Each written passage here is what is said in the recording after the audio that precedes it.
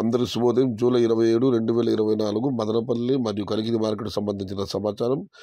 ముందుగా మదనపల్లి ఇప్పటివరకు పలు మండీల మేస్త్రులతో మరియు జీపీఆర్ మండీ అధినేత వెంకటేష్తో ఫోన్లో మాట్లాడడం జరిగింది. వారిచ్చిన సమాచారాన్ని ఒకసారి బేరీజు వేస్తే క్రోడీకరిస్తే శనివారం గుర్రంకొండ, కలకడ, మదనపల్లి 3 మార్కెట్ల దిగుమతి బాగా తగ్గుతుంది. వాళ్ళైతే మదనపల్లి మార్కెట్లో దిగుమతి పెద్దగా తెలియలేదు. సూటిగా చెప్పాలంటే ఈ మదనపల్లి మార్కెట్ తొలిసారి వేలంపాట 60 భాగ్యలక్ష్మి మండి వైపు మాత్రం బాగానే వచ్చింది. అటు టీవీఎస్ మండి వైపు అయితే మాత్రం తగ్గింది.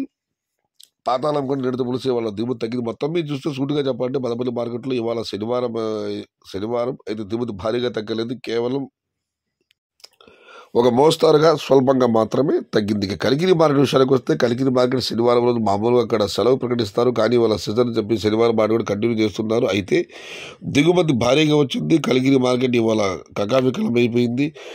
కలికిరి మార్కెట్ విఏబి మండి అక్బర్ గారు ఇచ్చిన సమాచారం మేరకు ఇవాళ నిడత పులుసు ఇవాళ ధర భారీగా తగ్గింది. నిన్న 200 రూపాయల నుంచి ఆరంభమై 420 రూపాయలు పెడితే ఈరోజు ధర 100 రూపాయల నుంచి ఆరంభమై 270 రూపాయలు.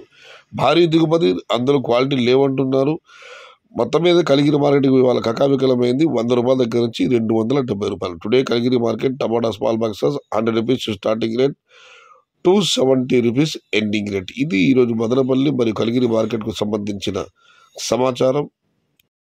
సమాచారం నచ్చితే లైక్ చేయండి, షేర్ చేయండి. Please subscribe my channel. భవదీయుడు సయ్యద్ షహతా. జై ఎన్టీఆర్, జై తెలుగు తల్లి. తెలుగే ప్రాణం, ప్రాణమే తెలుగు. సర్వే జన సుఖినో భవంతు. ధర్మో రక్షతి రక్షిత. అన్నదాత సుఖీ భవ.